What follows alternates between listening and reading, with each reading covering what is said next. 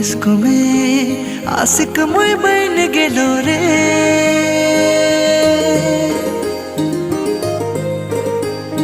तोर प्यार में मजनू मैं बन गेलो रे।